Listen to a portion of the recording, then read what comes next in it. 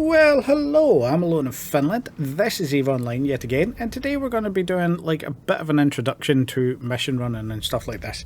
There was somebody I was talking to the other day that was running Abyssals, and the funny thing was that they had said that they'd come into the game about 3-4 years ago, and they came in as the Abyssals were sort of becoming more fleshed out, more stuff in them, and they started with Abyssals, running with Destroyers, I believe. But they hadn't actually touched mission, and there was a lot of things in the game as we were going through it they hadn't actually done. So I figured, as a little bit of a break from the sort of other stuff I've been doing, I would do this video as a bit of an introduction to missioning in general. Now, for those of you that sort of have watched and followed a little bit before, I've sort of talked about some of this stuff, and I'm just going to try and put this all in one place. I'm not going to do an advanced sort of mission running guides. I'm just going to sort of do an introduction as to how to get into it, and then later on I'm going to do a little bit of sort of the more heavier stuff, so the burners and things like that. I'll skim over the top of it for the moment, but there's a few videos I want to put out about that, and I'm also trying to make my way through and do a whole load of mission guides for specific missions that are a little bit more tricky. But the first thing I want to bring up for this, if you're doing any missioning at all, if you have a look on EVE University, you will see that they actually have lists of all of the missions. You can sort of go in here, wiki.eveuniversity.org/mission reports. You can find it if you just type in EVE mission reports into Google, and it will give you a list of them. There's also EVE Survival has a list of things like this. You just go find the mission that you're running, have a look at who's given it to you, because some of them are slightly different depending on who's giving it to you, and then what level it is. You can see here level 1, 2, 3, 4. So that's a quick way to get a guide of the mission that you're running if you don't want to do it blind. Now, myself personally, I did it blind, and I started in this particular ship, the Kestrel, which we'll get to in a minute, and then as I went through level 2, level 3, I progressed up to cruiser and battle cruiser, and I was running level 3s with the battle cruiser originally until I discovered that I could actually run all level 3s with the Kestrel. Now, that might have been skill dependent because I was sort of coming up through my skills, but this was all within about my first year of playing, so I wasn't too high in the skills yet. Obviously this has gone back 20 years. The skills are much the same for this stuff, however the difference would be that at the moment people can sort of invest, put in a little bit more, a little bit faster, etc. But this is all sort of, I'm trying to do it assuming you don't have any skills to begin with, that you are building up as a new person who's playing through the game as is. So with that, let's start with level 1 missions, and I'm just going to kind of talk you through them, do a little bit of one mission, and then sort of jump ahead to the level 4, because to be perfectly honest, level 1, 2 and 3, the only difference is sort of tanking ability really. Where it gets into level 4, you have quite a big upgrade if you consider that most of the level 3s you can do with a frigate and basic sort of stuff. So with that being said, this is the Kestrel. Now, the Kestrel is a fantastic ship, and this one is actually my original one from back in the day. There's a couple of things that I've sort of changed by then, and I'll sort of go through them, but as you can see here, I've got a stack of missiles and stuff like this, and the advantage with the missile launchers on the Kestrel is primarily the missiles are distance. There wasn't any rockets in the game when I actually started this, but missiles have a bit of a distance. So if I just load some of those in, you'll see that my range for hitting is 63 kilometers. That's something to keep aware of, because when you're doing things like level 3, you are going to be going into pockets where there is enough damage to kill you fairly easily, and it becomes more about how you're flying and where you're flying, which we'll go over in a second. But you can use rockets. You can get a good chunk of extra damage. I think the rocket set up for this particular ship kicks out something in the region of 120 DPS with max skills. Bear in mind skills, because that sort of changes what's going on. At the moment we're at 83.9 DPS. But then we have a shield booster to repair our shields, which you're all probably familiar with. A capacitor battery to maintain capacitor. an afterburner to make it faster to get about, and then a medium shield extender just to give us that little bit of buffer. Now, depending on what rats you are against, you might want to change this, because as you can see here, I've got almost no EM resistance, so its raw damage is going to be coming through. So if I'm going against something that's laser based, or even the angels that have some EM damage, it might be worth switching out something so that you've got that EM damage resistance. Pay attention to your resistance. Now, I'm using the Kestrel for this because of the fact that I used it back in the day. I think it's a very good beginner ship, and the fact that with the missiles you can switch out damage. If you don't know, if you are new to the game, starting left to right, we have red tip missiles. The red tips denote thermal, the blue tips denote EM, sort of orangey yellow tips are explosive damage, and then the grey tips are the kinetic damage, or green tips depending on how they look in a picture. And that is what you can swap out for the missions. If we go and take the mission that I had a look at just to see this, you can see that we are against the Blood Raiders. This will show up if you enlarge it, and from information that you can find online, you'll sort of be able to see what is the main damage types of the people that you're going against. So Blood Raiders are armor based, which is usually lasers, which means you're going to be combating against EM mainly, and then a bit of thermal. There can be other things aside from the main thing. Also, when it comes to level 4 missions, sort of have a look at more than one source if you're trying to work out what's going on, because on some cases EVE University's been a bit of out of date, as some things like missions have been updated, and so it's a good idea to check from a few things, especially when it comes to burner missions, which we'll get onto later. But if I just accept this mission, I'm just going to run through it very quickly so you can see what's happening. I'll speed this up and possibly talk over it, we shall see. But just as a little general, this is sort of a good guide to a beginning mission.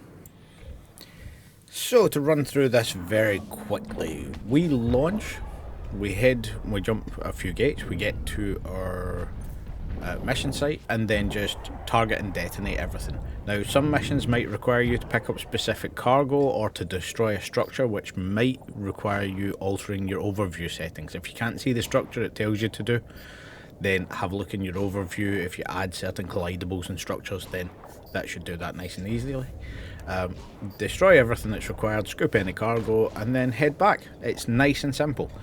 Some missions you will get from combat agents will still get you to deliver stuff from one place to another, so it's always good to have a hauler of some sort fairly close, and I'll sort of go through a hauling video separately, but in general that's it. Warp out, kill stuff, warp back, job done.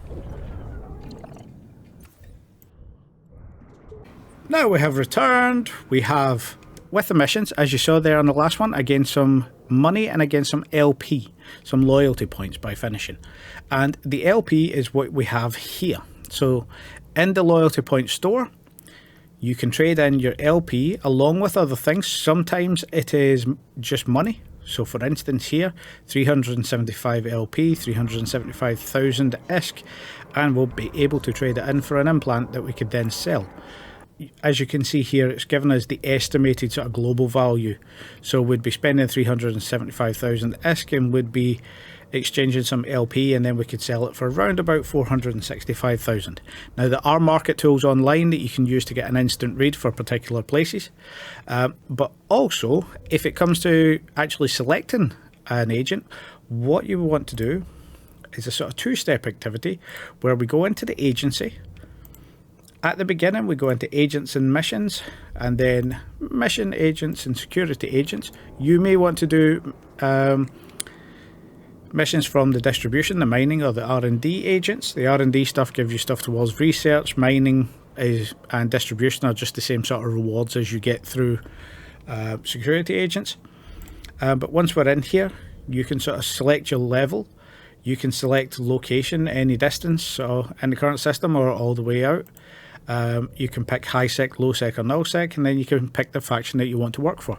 Now, if you don't have any coming up, it's usually because something is there where your standings won't allow you to work with that particular agent or the agents that are in the selected filter. So have a mess around with it, find the agents. But then, once you've found the agents, say for instance, if we go to, let's pick one here, Home Guard. So, we know that we're going to work for this one, it's fairly close to us. What you can do then is, we know the name of the corporation. Hello, as you can see I'm just editing this video right as we speak, and I've noticed that I was recording on game capture mode, so when I brought up a window nobody could see it. So I'm just going to explain it here very quickly. This is Fuzzworks. You can use this for calculating loyalty points. All you have to do is go in, find whoever you're working for, possibly find the area that you're in, and then you can select corporation or sell prices. So for instance, if we're going for buy prices, then you can sort by the costs of various different things. So how many LP that you have, how much EESK you're willing to spend, or you can actually assign it. This last category over here on the right, EESK to LP, gives you the highest value for EESK per loyalty point. So say for instance, if I just go back here for a split second and were to pick, the best example would be, if we've got Garistas. So if you're out in nullsec and you're using the Garistas one and you want to go for buy prices back in Jeta, you could get 5,000 EESK, EESK, ISK, however you want to pronounce it. Yes, Amy, I'm looking at you. I still think EESK is the best way. But you could get 5,481 for every loyalty point you exchange if you are exchanging them just for basic Garistas ammo. However, you also want to look at sell volume and things like this, because for instance, some things might have a sell volume of only 500, so that value of EESK per LP at the end of it is only sort of attributed for a couple of things, and then you would run out. Larger things, like for instance your social adaptation chip beta here is giving you 2,000 EESK per LP when it comes to the mid-grade, sorry, no, I can't speak. So the mid-grade Epsilon will give you 2,000 EESK per LP, and obviously that's a higher value. Just selling one particular item for 139, you're spending 45 million EESK plus 45,000 LP to get it, so that's a good profit margin and it's a good dump at the one time. Whereas to get the Garistas Iridium charge, you're actually only getting 5,200 EESK at the one time as opposed to 139 million. So you want to balance it that way as you're doing it. Fuzzworks is a fantastic website that's got a whole load of other things on it, but the main thing that I personally use it for is that lovely little EESK comparison chart. That way you can just save up your LP and sort of take in the EESK. This is something that I do. I trade out my LP every once in a while. I quite enjoy doing missioning myself. It's just something that's fairly cathartic. I throw in an audiobook and have a laugh with it, and I actually run in several different agents in different levels, different places in space. So I have a mission running agent in Thucker Tribe. I have one for Carthian Conglomerate in Armar space.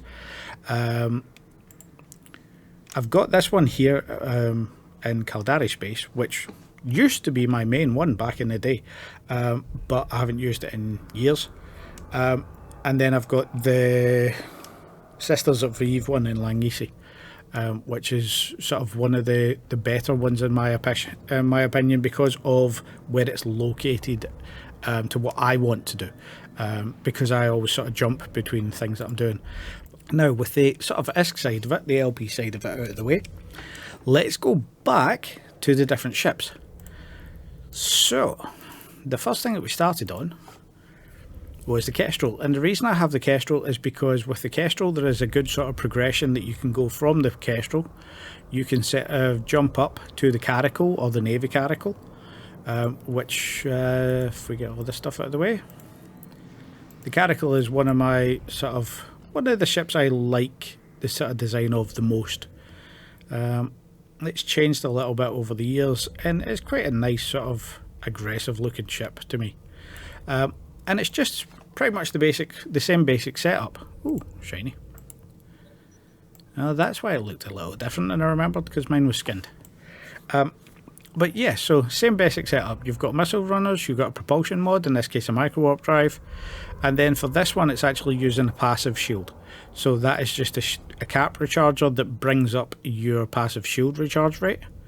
71 HP a second. Remember that shields don't deplete evenly. 30% of shield is the highest recharge rate, and I can't remember exactly how it runs, but that's where your 71 points will be. So if it's at the top end of your shield, if you've got like 95% health, it'll be a lot lower recharge than that, and as you get down to the 30%, that's where your peak is, but it also drops off again underneath that. So after 30%, warp out because your shield's collapsing, sort of thing. But this is, we just have some large shield extenders, some resistance mods that will bump our resistance up a bit higher. Then one additional, it's a power relay which will increase shield capacity again. And then some ballistic control systems to give us a bit more DPS. Now we're up at 263. And this again is the military version of the ship. Yep, Caldari Navy issue. So this has got a little bit more kick, but also this one is designed for level 2/3. So we are actually using, I'm using auto targeting, Jesus, I haven't run this one in that long, but I'm using light missiles still because they have better impact against the smaller ships. If you don't know, the missile damage is calculated in two separate ways at the same time. So if we come in here, you've got your raw damage number, however, you've got explosion radius and explosion velocity. Explosion radius is how much of the damage is applied. So for instance, if your ship has a signature radius of 100 meters and the explosion radius is 100 meters, that's 100% damage. If your ship has a signature radius of 50 meters but the explosion radius is 100 meters, when something hits you with that 100 meters, you'll only get 50% of the damage. Or if you're applying that to another ship, it knocks it down by 50. And then the explosion velocity also comes into calculation between how fast the ship is going versus the explosion velocity of the ship, the missile that's hitting it. So if you're fast enough, you can outrun the explosion. Which becomes a problem with smaller ships and bigger missiles, especially the likes of torpedoes and things like this. The sort of the method that most people think of first before they're going through the game is bigger is better. However, this is not necessarily true, and for me personally, I actually saved my ship when I was a newbie because I didn't have that knowledge. I didn't have the knowledge of the actual bonuses that ships got. And this was, I got battleships trained before this, but I didn't have any battleship size weapons. So I went out with a Raven, which we'll come to next. I went out PvPing with a Raven that had heavy missile launchers on it, and what actually happened was two assault ships attacked me and I managed to kill one and the other one got away, but the only reason I managed to kill it is because the missile launchers I had were actually too small for the ship, so they were applying damage better than if I had had big missiles, assault ships being particularly tanky frigates. And that actually saved my bacon that day, saved a lot of sort of value in that ship early on. One of these lovely things. It's probably actually this one, because I never got rid of that Raven, I just sort of built it up for other things. But this is something to think about, is damage application, not just how big something is or how much damage it does. A lot of people get this wrong when they start loading into battleships and using torpedoes, especially if they decide to go PvPing like I did, go to low sec, and then all of a sudden a frigate locks you down and can slowly chip away at your shield, but you have no ability to hit back and you can't get away. So something to bear in mind.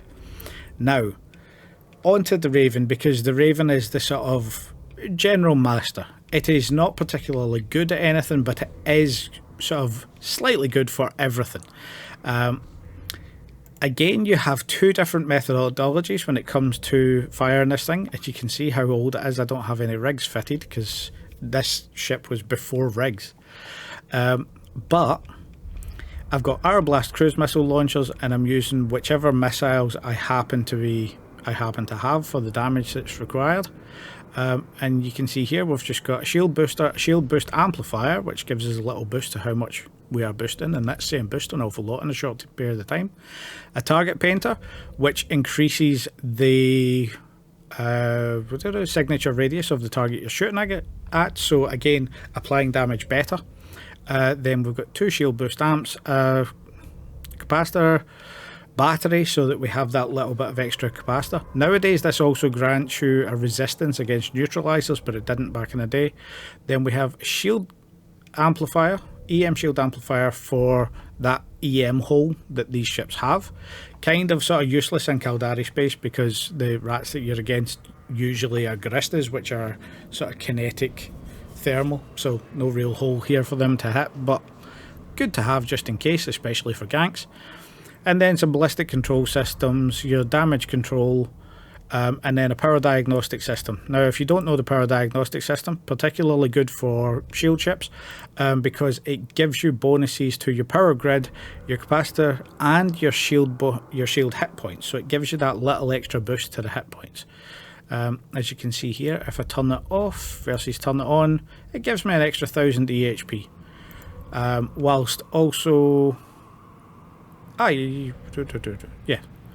whilst also boosting your capacitor in a few different ways. So useful little system. But the reason that this is the sort of the jack of all trades is because of the missile damage. Again, you can switch things out. You can apply your damage and then change damage types depending on what you're doing. You also have the option of torpedoes if you're going after a lot of bigger ships. However, for mission running, I would recommend, my personal style would be to recommend that you're using the cruise missiles, because the cruise missiles have, although they're longer damage and less damage, they are also smaller explosion radius, so it's a little bit better applying to the smaller stuff. There is also a version where you can use heavy assault launchers, which works quite well. I've seen a few people doing that with different ships, and it is a good sort of solution for this, but this is a good general all-round.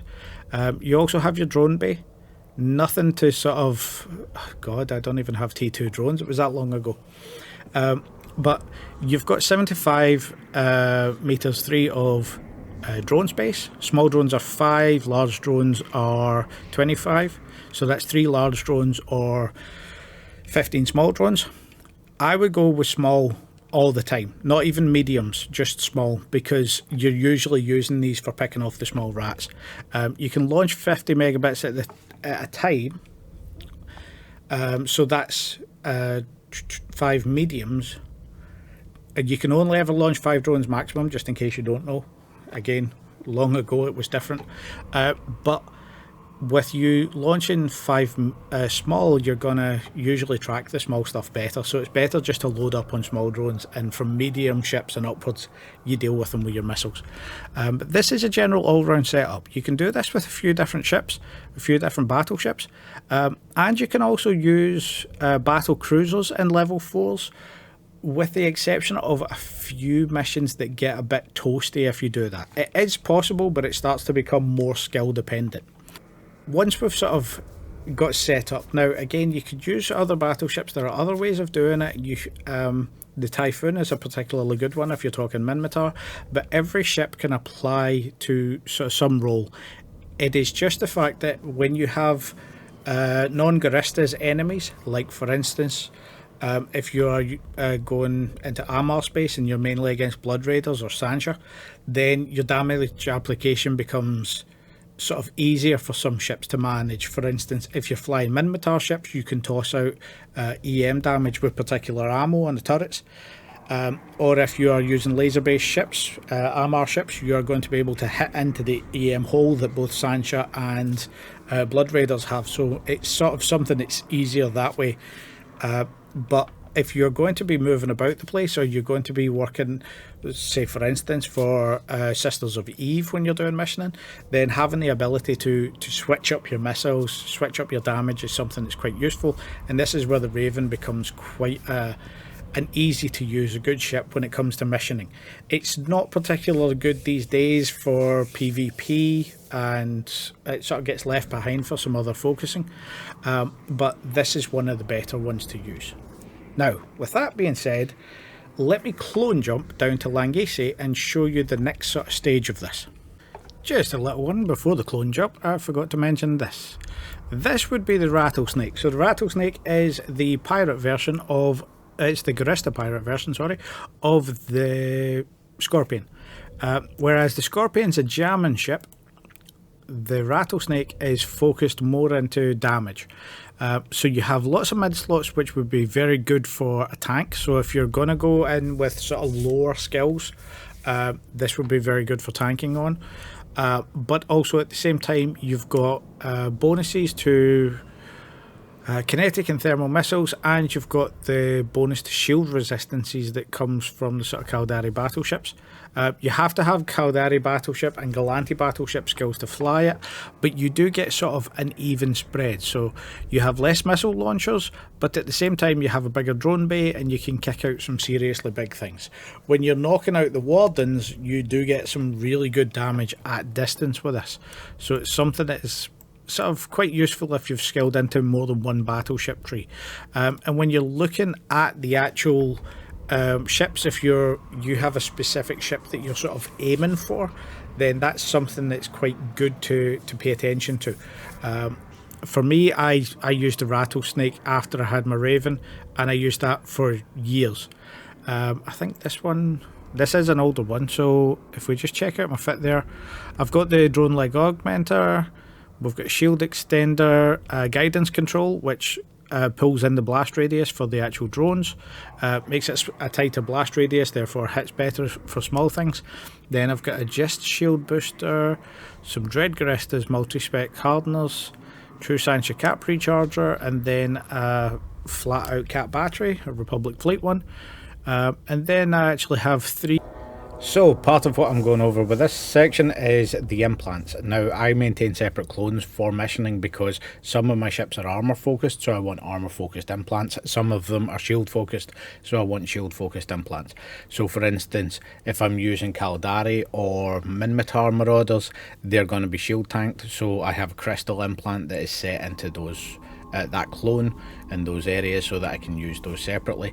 I use I think it's the EESK plan, armor rep and modification implants for the Amar and the Galanti Marauders for those areas. They're in separate areas for me, but I have a Marauder of every type in a separate section because I'm missioning in various different places to get the LP up for different factions.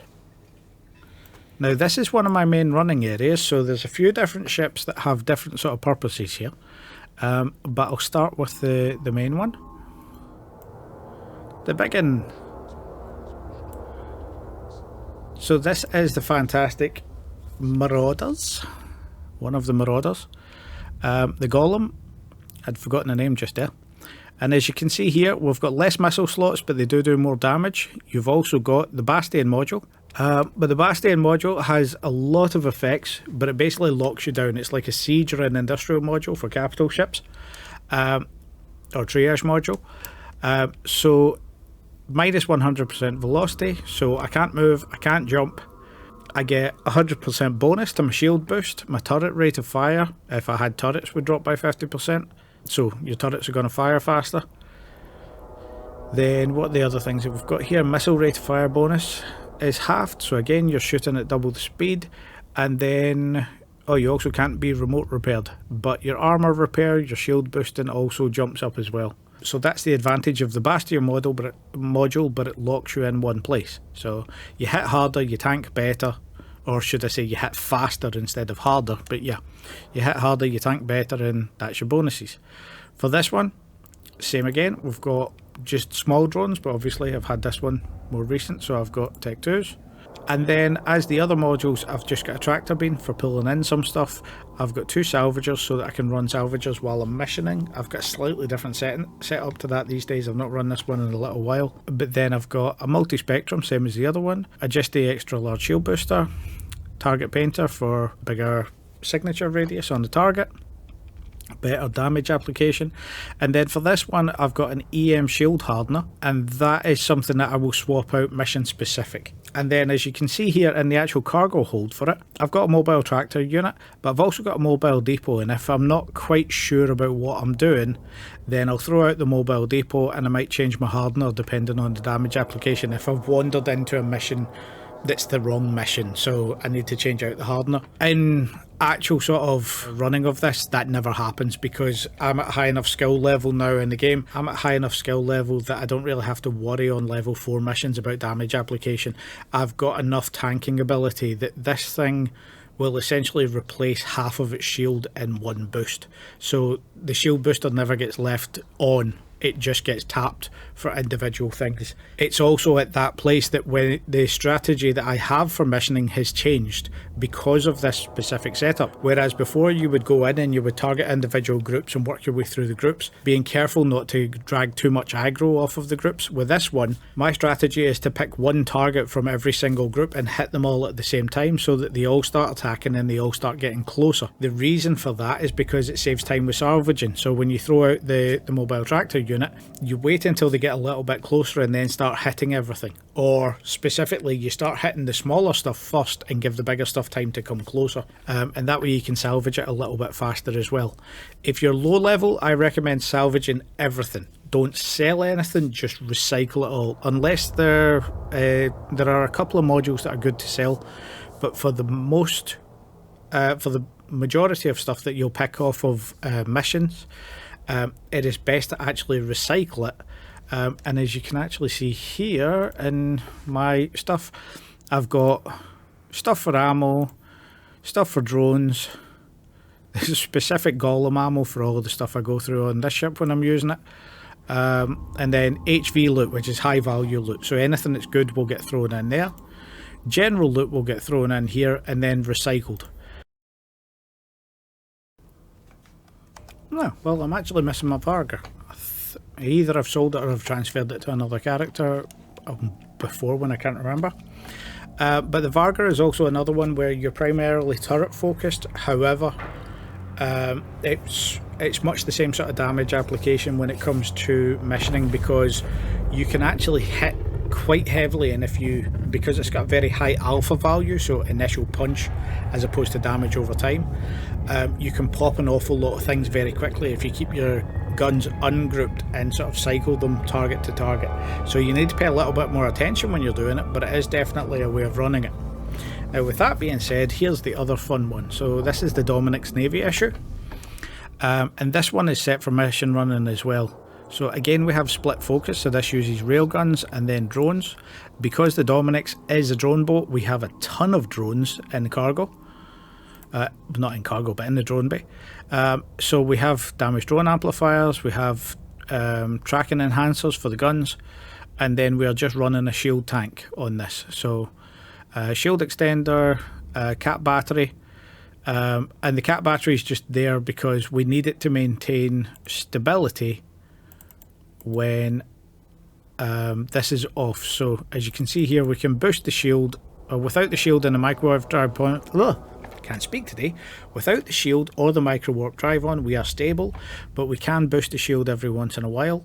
And this is sort of designed to stay a little bit further back and do some damage, but at the same time, it can apply damage with both close-up range drones, long-range drones like sentry drones, and then its actual fall-off for its own guns.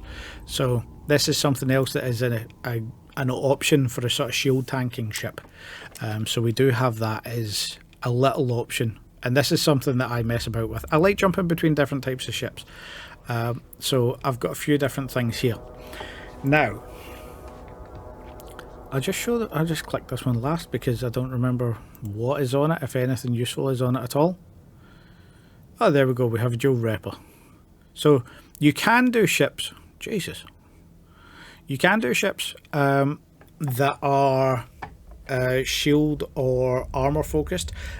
Armor usually requires a little bit of a higher personal skill level because you have to watch your armor, you have to keep your reps on, pay attention to what damage is incoming, because obviously you don't have that buffer of armor to allow you to warp out. After your armor, you're in structure it could induce panic in some people that aren't used to it, but I'm assuming the vast majority of my audience that does actually play EVE is sort of familiar with the difference between the two. But when it comes to missioning and things like that, I always think of it as armour is slightly more advanced than shield, because for shield the armour is your backup as you get the hell out of dodge. But then I'll show my main fit towards the end, but let me just show this. So with all of that sort of shown, with those things, we have the burner missions. Now, the burner missions are more advanced level 4 missions. You can choose to skip them, and I would advise you do at the beginning, because they are lethal. They are usually, the main burner missions are frigate size only. The team burners are also frigate sized, and then the burner bases, or the anomic bases, anomic is the term in game, are the ones where you can use a cruiser, or I believe a battle cruiser these days. But with that being said, they are particularly difficult, and an old way of running them, which is what I've got here, is I've actually got a few different ships set up for each individual burner. So for instance, the Succubus, the Sancher one, this ship is designed to take out that one mission. So when it crops up, I'll hop into this and use that. If it's the Gereral, then I'll use this one. So again, we're running another assault frigate. And if I just scooch this up and out of the way, you can sort of see here, when I bring up the ship fitting, that we are running a missile fit with just a whole load of webs to shut the shut the Gereral down so that it can't run away, and then tanking the damage and taking it out. We also have, like for instance, we've got the Serpentis here.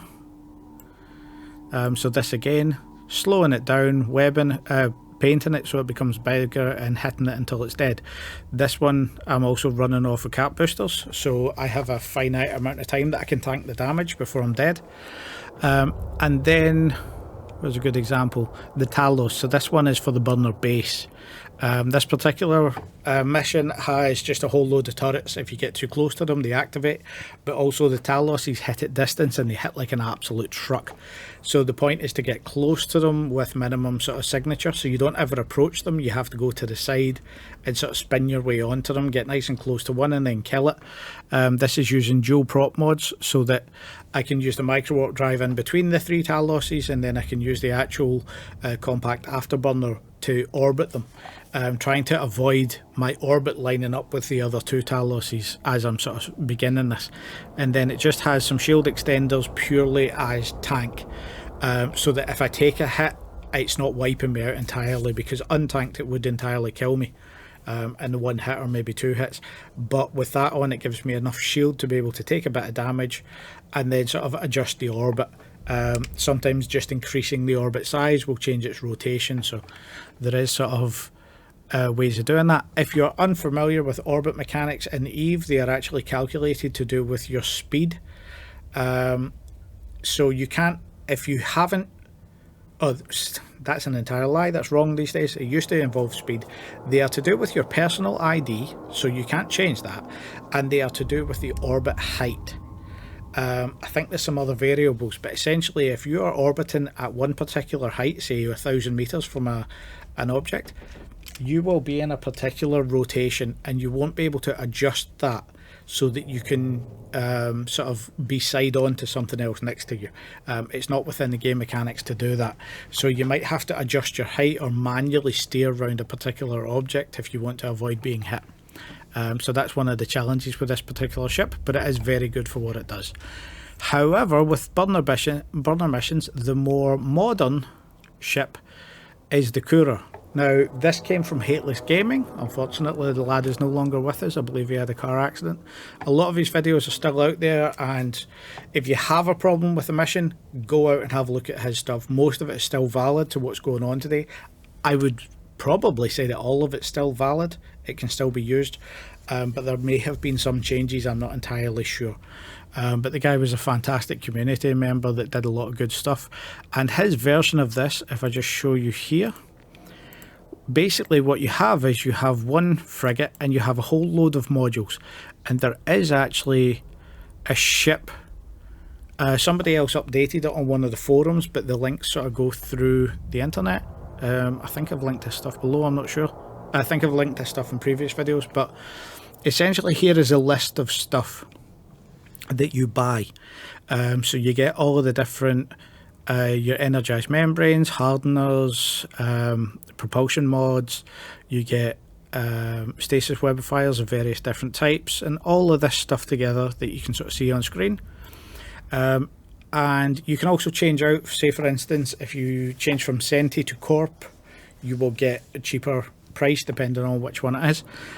But this will allow you, if you take the other fits, which are also to do with Hateless Gaming, they're all up on Tinterwebs.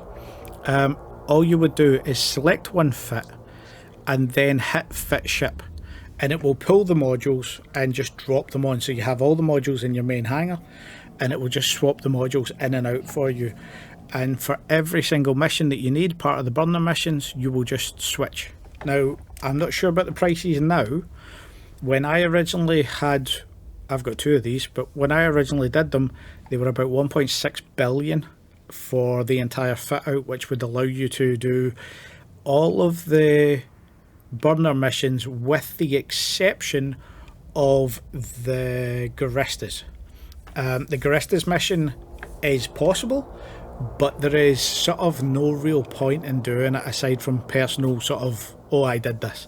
It is a mission with a capital that's throwing out waves of bombers at you, and it takes about half an hour to 45 minutes, and for the amount of reward that you're getting off of it, considering most burner missions can be done in 2 to 3 minutes, it's a royal pain in the backside. I've never found a sort of reliable way that I'm comfortable with doing it at the moment, and I believe that it's been changed since the last time I did it, so I'm not entirely sure. I just don't want to jump in and lose a ship at the moment. Having said this, there are also cheaper methods out there. There's a lot of people that have put out different ways of doing burner missions with cheaper ships, so keep a sort of eye out for them. We have various different ones here that again have come from Hateless. And I would just say make sure you've got your sort of naming scheme so it's easy to read, because some of these are, I've sort of messed them up where I've mentioned, like I've said, got Flame Base Talos, but then also here I've got burners and T is for teams, but some of them refer the mission, like for instance Sancha, the mission group that I'm against, the faction that I'm against, and some say Jaguar for the actual ship, so it might take a little bit of a minute for me to work out what I'm doing. But those are some of the other things that come up with this. The other side of this, I have also got an armor ship, and I'll talk about that next. I use the Paladin, and I use it for an awful lot of stuff because while... Oh, there it is. I just found the other Marauder. I hadn't sold it, even though it didn't actually... Oh, I'm just being tired today. So this is my other version of the ship we'll quickly go through. For this Marauder, we have projectile systems, so we've just got a few different types of ammo. Again, switch out the ammo for what you're against, and in this case, switch out ammo for distance as well. You might have some stuff that's closer in that you might need to track better. Some of the faction ammo tracks a hell of a lot better than the Tech 2, so it's good to switch out to that stuff if you've got small fast things. But then the main point of this one with a micro warp drive is I'm fairly fast, so I can get into a situation, pick a direction and just head in that direction and shoot behind me the entire time.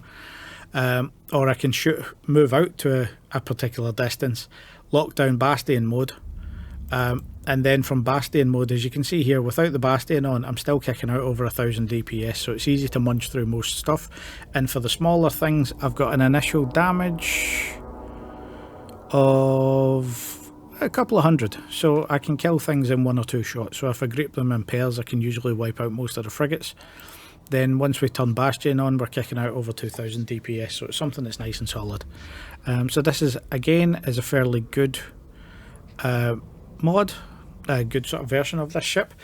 It's all tracking and damage in the bottom slots. Then I've got 2 tracking computers so that I can track the faster moving stuff. 1 shield hardener, 1 shield booster. Again, this is now the Pith X type. And then I'm just using capacitor, and that's again something else that's for tracking. So that's that one. But with that being said, let's get on to what I consider the final boss of all this stuff, the Paladin. Jump later, and we are at the Paladin. Now, I particularly like the Paladin when it comes for missioning, but any of the Marauders work the exact same. You have an insane ability to tank, and you have the ability to project power. That's the sort of the bonus of them.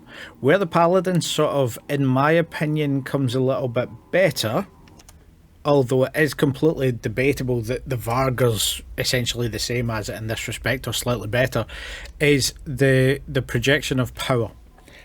So you have your lasers in your top slots. You're able to punch at a good value. As you can see here, it's sort of fit for high generation, high damage. If I slot some stuff in there, I shall try. So it's fit for high damage dealing. For this particular one, as you can see, I've got some Dark Blood heat sinks. I've got a tracking thing.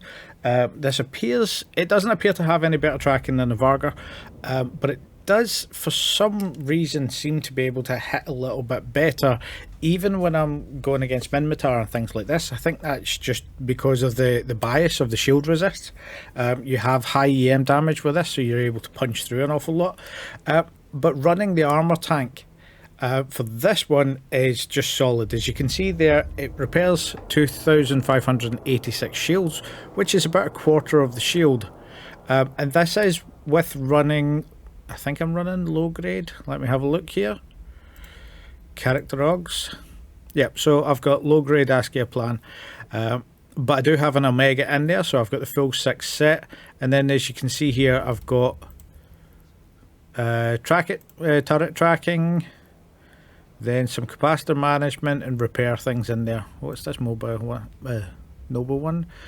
Armor and repair system amount. So I've got a full chunk in here for repping, which essentially means that same as the previous Marauders, you are essentially pulsing the repper when you need it. You won't be running this constantly because you'll be massively over tanked. And in every single mission in level 4 stats, bear in mind that I have a high skill level for all of the ships, it's a case of being able to jump in, pick your smallest targets in every group, pop them all, and then let everything aggro at you at the same time, and you're never at any risk of being swamped by them. You might be at risk of gankers if they decide to do that, if they decide to come in.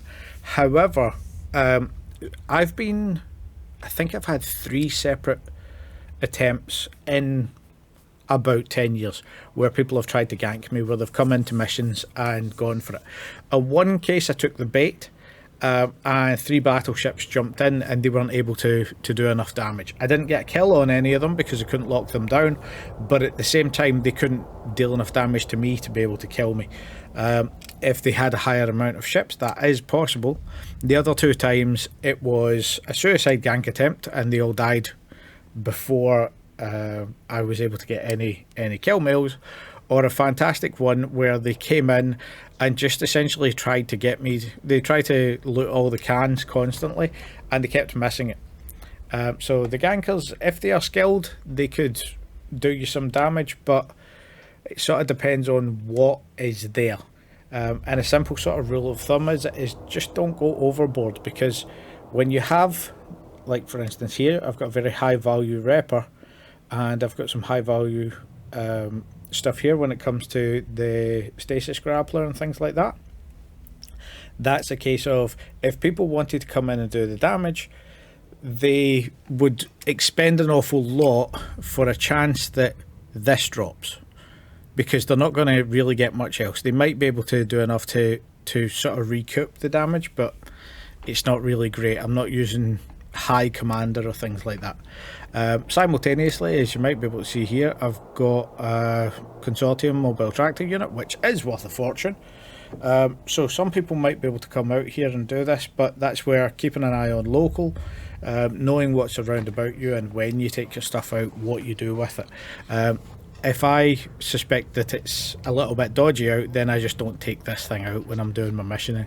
And sometimes I'll run missions without dropping into triage mode, which just brings this down to the same sort of damage output as a good, what you call it, a good battleship. Alongside this, in this setup, as you can see, I'm in Carthian Conglomerate, and around about here I also have a sort of mix of ships for doing other things. We have our Hateless Gaming Gereral. Then I've also got this Talos, as I've had in the previous place. I've got a fast ship for doing the Garista Burner if need be, because the Garista Burner is a little bit funny with the Talos. Then I use this little dragger for doing anything that requires speed. So the recon missions mainly, I can sort of jump through them with that.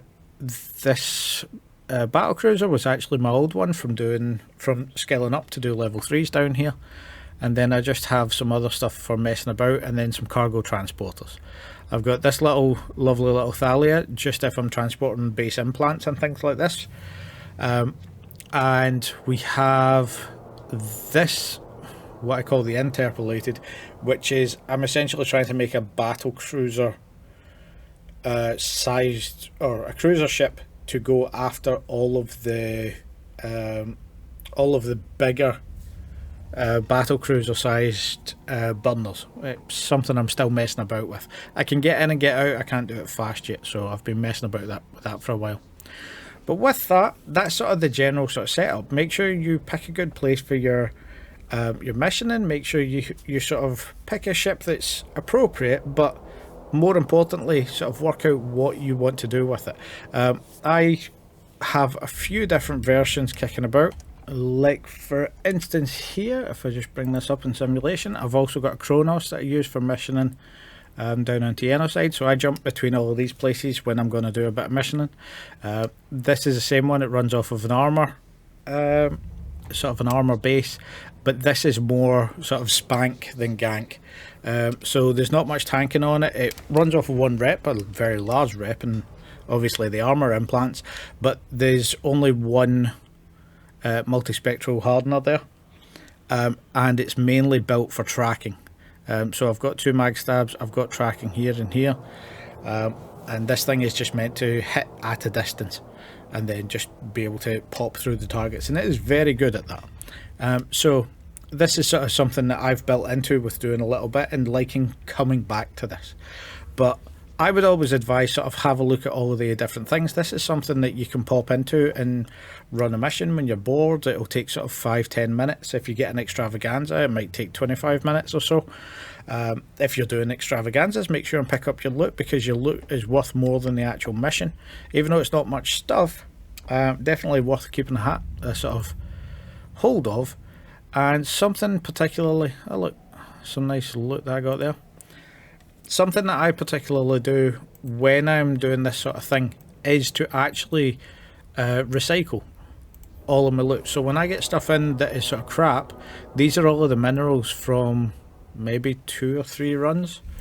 Just bringing everything back, having a look at it, throwing it in to the end, and then selecting it all and just recycling it in station. And that way it gives us some minerals which could be used to build things. I also have a couple of very basic blueprints here. Vespas are actually very specific for one mission, because there is one of the burner missions, I can't remember which one it is, but it's one of the cruiser ones, where I use burners I use drones, sorry, to keep the burner focused on them, so I've got a little bit better tank, because my setup isn't quite good at that. So this is a way just to print extra tech ones, and it doesn't take much to do them. It's also sort of a good thing if you are going through your daily goals like this. When you're sort of shooting through them, you might get something that says manufacture something, and if you've just got, say for instance, a shuttle, you can bring it up, burn a little bit of titanium that comes off of recycling stuff, and then that's you've hit your manufacturing goal by making one shuttle. So it's something that can help with the daily goals there. So with all of that being said, this is going on for quite some time. I'm curious how long I'm going to shorten it down to. But if this has helped, comments and stuff like that below, it's always nice to hear. If you've got any suggestions, any critiques, comments, all of that jazz, I do love the engagement more than anything. I like having somebody, some chats, some point of views and things like that. It's the main reason I do all of this stuff. Again, the name Alone in Finland isn't a particular joke, it's just a situation of being. So, thanks for watching. See you next time. Bye!